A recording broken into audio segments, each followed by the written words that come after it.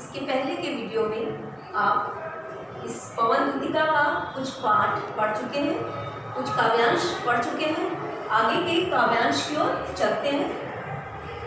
सांचे ढाला सकल बहु है, दिव्य सौंदर्यशाली, सत पुष्पों से सुरभि उसकी प्राण संपोषिका है। दोनों कंधे वृषभ पर से हैं बहुत ही सजीले, लंबी बाहें कलम करसी शक्ति की पेटिका। इन पंक्तियों में अयोध्या सिंह उपाध्याय हरिऔध जी कहते हैं कि कृष्ण का शरीर जो है वो सुगठित सांचे में ढला हुआ होगा और दिव्य सौंदर्यशाली और अलौकिक सौंदर्य से युक्त होगा।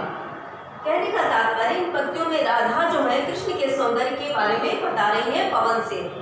तो पवन को संबोधित करते हुए राधा कह रही है कि कृष्ण का शरीर जो है वो सुगठित सांचे में ढला हुआ अलौकिक सौंदर्य से युक्त होगा। सत पुष्पों से सुरभि उसकी प्राण संपोषिका है और उनके शरीर से सुंदर पुष्पों की सुगंध निकलती होगी जो प्राणों को संतृप्त करने वाली होगी। दोनों कंधे वृषभ पर से हैं बहुत ही सजीले। कृष्ण के दोनों कंधे बैल के सदृश ही अत्यंत शक्ति संपन्न होंगे और सुंदर होंगे। लंबी बाहें कलम करसी शक्ति की पेटिका है और उनकी दोनों लंबी भुजाएं शक्ति का प्रतीक होंगी, बलशाली होंगी।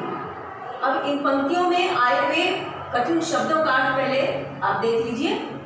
सांचे ढला, सांचे में ढला हुआ सुगठित, वपु शरीर, सकल पूरा संपूर्ण, दिव्य अलौकिक, सतपुष्प सुंदर पुष्प, सुरभि सुगंध, प्राण संपोषिका प्राणों को तृप्त करने वाली, वृषभ बैल सजीले सुंदर, कलम हाथी, कर सूंड,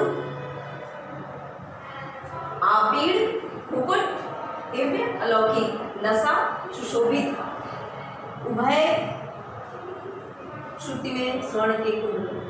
आइए अब इसमें फिर चलते हैं, फिर ऊपर की पंक्तियों की ओर चलते हैं। सांचे ढला सकल वपु है, दिव्य सौंदर्यशाली। राधा पवन को कृष्ण के सौंदर्य के विषय में बता रही है कि कृष्ण का शरीर जो है वो सुगठित सांचे में ढला हुआ होगा और अलौकिक सौंदर्य से युक्त होगा।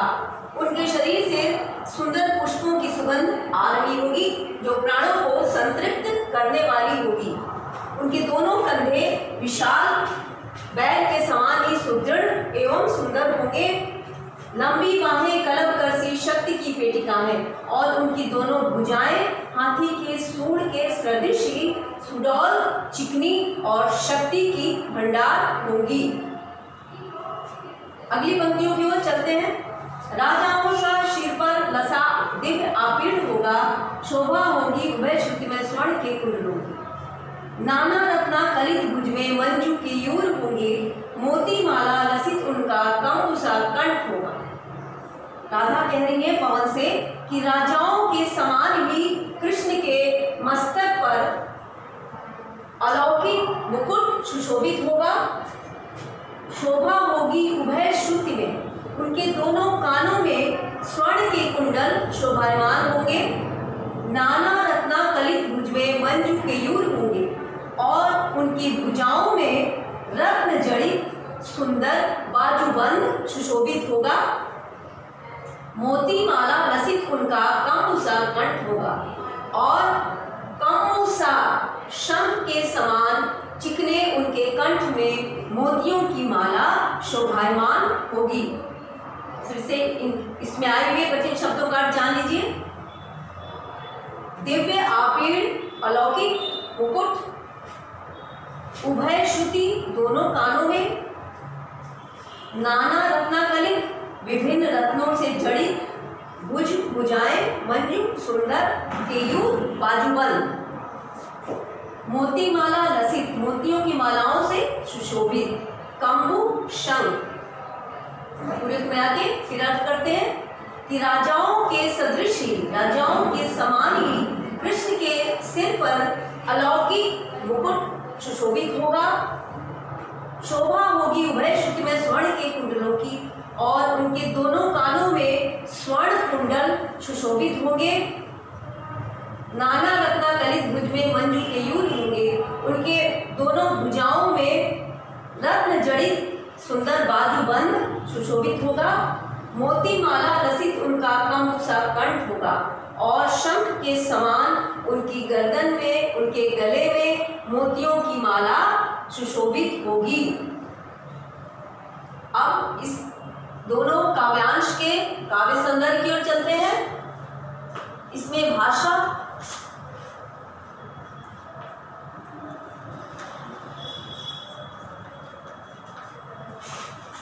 संस्कृतनिष्ठ, परिष्कृत,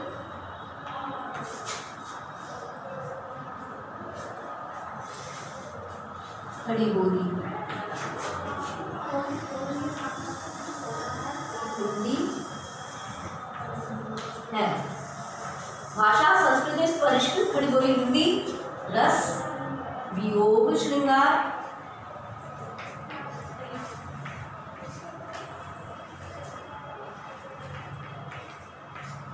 छंद, वंदा क्रांता छंद, वंदा क्रांता छंद। अलंकार, उपमा अलंकार है, उपमा अलंकार। राजाओं सा, राजाओं के समान, यहाँ पे है देखिए, राजाओं, राजाओं सा, राजा के समान, उपमा अलंकार है। कंबुसा, मोती शंख के समान, ये भी उपमा अलंकार है।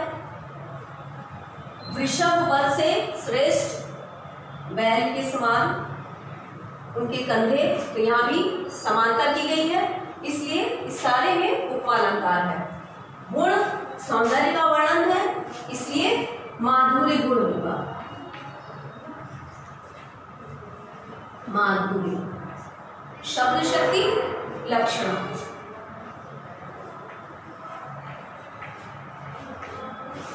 इस वीडियो में बस इतना ही, शेष अगले वीडियो में। क्या दिखा रही थी?